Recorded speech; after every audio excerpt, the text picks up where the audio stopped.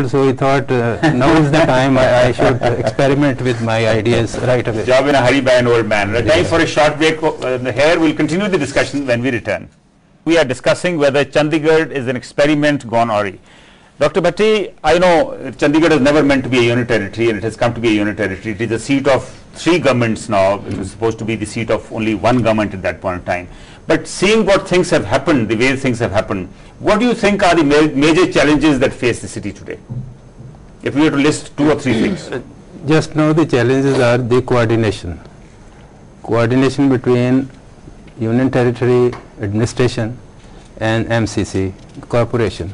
Now corporation is doing something entirely different from what is intended in the plans which are with the Union Territory. And the other thing is that architecture over the years has changed because of new materials and technologies. But we still have the old rules. I think we should frame new rules with new materials, new techniques, and accordingly start building, which we are not doing. So people under compulsion of change, desire for change, they do their bit on their own. So in your opinion, better coordination, also need for new rules to suit the times? Yes, no new rules, new FARs, because congestion is there. All this has to be done as a foresight, as a vision. But what we are doing is a piecemeal approach to the whole thing, which doesn't work.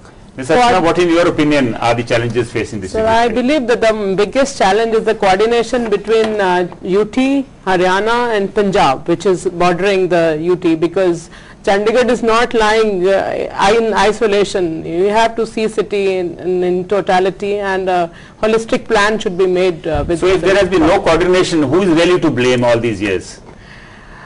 I think not really, but all of them. Blame all of them? Yes, because Chandigarh is from Haryana, so you will not like to blame Haryana at all, right? No, not that, but as an architect or planner, I would say that it is a duty of all architect planners, maybe working in the government or in the private, to take care of, because Chandigarh is not only UT, it's Haryana's as well as Punjab's share. I think the fault lies with the Government of India.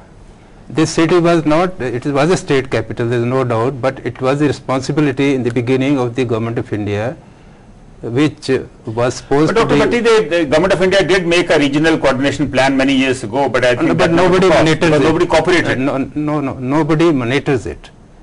No, if there is one party ruling there, the other party doesn't behave. So that brings us to the third point, need for not only coordination but also monitoring. Joint action committee for monitoring. And also educating the politicians that this city is not a local capital, it's a world city. And it has to be preserved as a tradition of great merit. And unless they learn how to respect it, this can never happen. Mr. Bagga, what in your opinion are the challenges today? They said coordination, greater monitoring, need to change the rules to suit the times. And the other challenges are, the traffic problem and the slums. These are 2 more issues.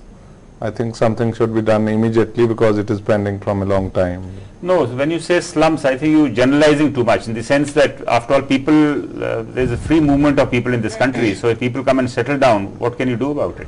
But you see in all the planned cities in the world, there is a phenomenon that people come and they construct your buildings, but in no city there is a provision for poor people to live in, So where do the poor people go? No, it is for the administration to see that there are adequate number of poor houses should be built for the poor people.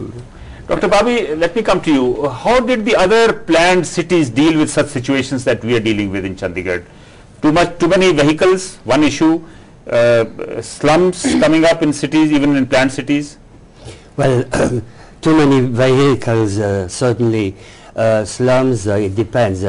Paris is a good example of shanty towns all around the city with the migrants from North Africa. What occurs to me, my first visit to Chandigarh was in 1974. At that time, everything was very calm and silent. Most buildings were under construction. And I did not realize that it would become a world city in such a short period of time. It seems to me that the zoning of Chandigarh is intelligent because there are houses everywhere and they are low. They have been kept low so far. What I would be afraid of is that suddenly some very high-rise building come up like it happened in Paris under a very strong pressure of developers, and then in Paris we have experienced that business center and high-rise buildings thrown at different parts of the city, which I'm sorry. Well, that's a problem which is also coming up here now. There is a demand for high-rise buildings even in Chandigarh. Yeah. But Dr. Babi, when you go around the city, what do you think, what are the lessons you think need to be learned from, the way city has developed? This is the 5th visit, as you said, so you've been here a couple of times. Yes.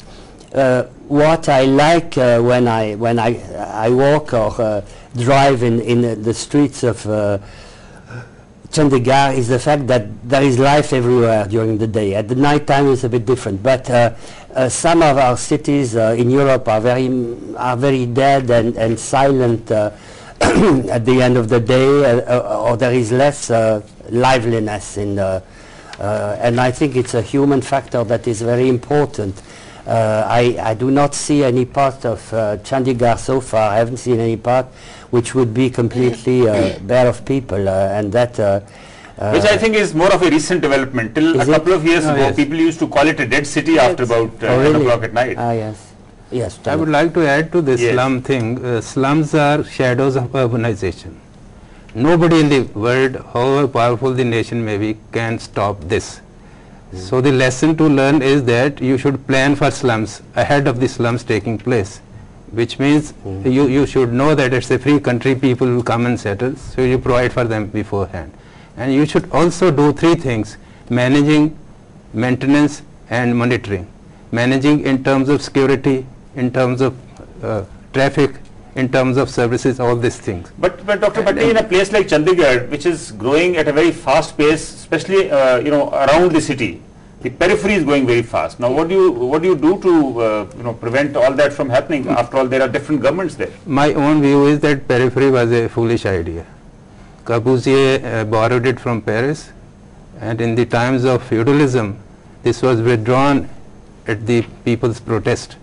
There it was much more than the periphery here, but people protested and the emperor withdrew. But here he so what was the way out if you did not keep the periphery or make a periphery act around it? You should have acquired some land to be green land around the city, and that's about all. You can't do much more than that. Ms. Archana, do you agree with that concept that instead of leaving a periphery open area as the periphery, perhaps that area should have been acquired and some kind of either habitations put up there, or there should have been some planning for that area which was acquired? I think there should have been some planning that should have been done beforehand. I think the major institutions should have been put in the, like PGI, university, in the periphery. So but periphery is a good idea to control the amount sprawling of the cities, because since in this case, since it was divided between various states and UT administration, so that the problem grew up because of that. But I get a sense that perhaps we are kind of being, Dr. Bhatti is being critical of the way Corbusier kind of handled the planning of the city. Surinder, are you in favor of whatever Corbusier did, or you think he faltered on a lot of these grounds? I think, in my opinion, the fault started when the periphery area was subdivided into 3 states. You give the control of the periphery to Chandigarh administration, nothing will happen, whatever has happened. So in that case, suppose the city had not had been handed over to one state, I mean either Punjab or Haryana as the plan was, maybe a lot of this, whatever happened, could have been prevented? Yes. No, it couldn't have been. The reason is very simple. Yes. If you work out the total area, you can build 5 Kolkatas in that area. No, the land doesn't belong to you, and you are asking people to abide by your rules just to keep the city beautiful. I think it's inhuman. It's very, very undemocratic. But what are the lessons that Panchkula learned from Chandigarh, Ms. Archana? Actually, Panchkula, or have they just borrowed everything from Chandigarh and kind of implemented it? They kind of did that only, because they borrowed the grid iron system from Chandigarh's planning and then tried to implement. Or let me ask you the question differently. Did they change anything out of Chandigarh and put it up differently in Panchkula? There was a little change in the grid in terms of, they have some radial roads covering the major sectors, so that gives a different kind of image to the city. Now there is another issue which is coming up is of having whether to have high-rise buildings or not, because there is a lot of pressure of the people on the city now. So are you in favor of high-rise buildings to deal with the issues at hand? No, not at all. But I feel that School is also not allowing high-rise buildings beyond a point? yes, there are FAR rules and height regulations, but still there are buildings or housing societies as high as 10-storied. But I believe that low-rise and high-density development is the solution to the problems. Say that again, high-rise? It is low-rise and high density. Dr. Bhatti, would you agree with that? No, I mean, all over the world, the norm now is of high-rise buildings. So how can Chandigarh be any different? No, that's a very stupid idea. Everyone is saying high-rise. There's no point in high-rise because people up there go mad. They have no touch with the ground, and that's not the solution. So what is happening in Gurgaon is stupidity? Total stupidity everywhere else also in the world, not here. This is our own brand of stupidity. What I profess is that when a city grows to a certain limit, you create another city at 100 kilometer. I have already drawn up a sketch in so rather than going up, I think you need to you create the other way. That's why I was thinking that Periphery Control Act was a very good idea, because he planned the city for a certain number of population, and after the population grew, he could have made another city at 100 kilometers or 250 kilometers away from the city. Dr. Babi, how has most of Europe dealt with this issue? Yes. Have they gone high or have they gone Well, down? I would say that vertically or horizontally? the famous concept of the green belt around London, suggested by Ebenezer Howard, was never fully realized. Unfortunately, the beautiful drawings of Le Corbusier in the 1920s, where he would draw high-rise building in the green areas, turned out to be business centers, office buildings, and not places where you would live. And that's a big difference. And now in Paris, for instance, at 3 or 4 points around near the center of Paris, you have very high-rise buildings, but they only contain offices and not or very few have. This is the concept that he gave. I agree, one should not live in very high-rise. Yes, buildings. he drew up plans for crucifix multi-story buildings in which 20,000 people could be accommodated in just one building, but they were not meant for residences. Residences have to have a touch with the ground in order to be. High-rise building is not a good idea for not at all. residents. Not at all. Yeah. Right. Thank you, gentlemen, for joining us in this discussion. We unfortunately run out of time. Chandigarh has been a unique experiment in architectural and town planning. However, more than 50 years since its inception, it is time to draw the right lessons as this region embarks upon a major urbanization drive. All new habitations around Chandigarh must be self-sufficient so that the city does not wilt under pressures from its periphery. With that, we end this edition of Day and Night Prime. We'll meet again tomorrow with another issue. Till then, good luck and goodbye.